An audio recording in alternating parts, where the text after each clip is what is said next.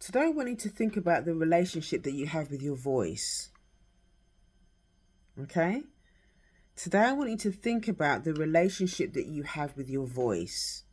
As black women, living under all of this different layers, systems of oppression, we're taught that we're not supposed to have a voice. Okay?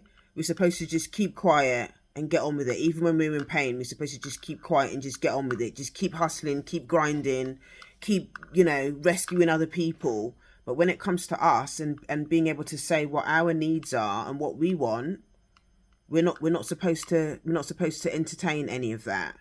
Okay? So today I want you to really think about your relationship to your voice and how much of that have you internalized and are playing out. How do you self-silence? What's the script that's going on in your head about how you feel about your right to speak up, to take up space?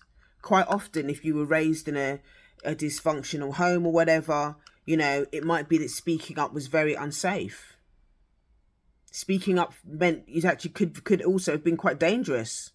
Okay, speaking up is quite dangerous, and that goes right back to the plantations. That can go right back to the plantations. If you speak up, if you speak out of turn, if you're uppity, that could mean that you're punished. It could be dangerous for the other ancestors on the plantation if somebody spoke out of turn. So we've been taught, okay, for a long time, that we're not allowed to have a voice. We're not allowed to speak up. And that's going to have a trickle down. That's going to be passed down generationally at some level. Okay? So I really want you to think about today, what is the relationship that you have with your voice? How do you silence yourself? How have you denied your own needs by keeping silent? What have been the consequences of you keeping silent? And is it time for you now to speak up? What do you need to speak up about now that you've been keeping silent about?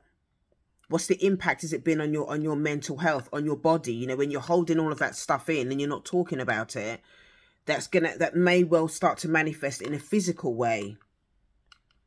Okay? I know for me, my body starts to get tense.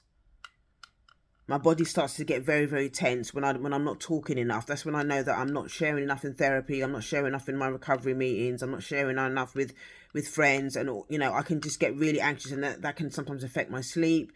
I understand my stuff now. When these things are happening, you need to understand that as well. How does it play out for you? Because you can't change it unless there's an awareness around it. Okay? So today's thing is, what is your relationship to your voice?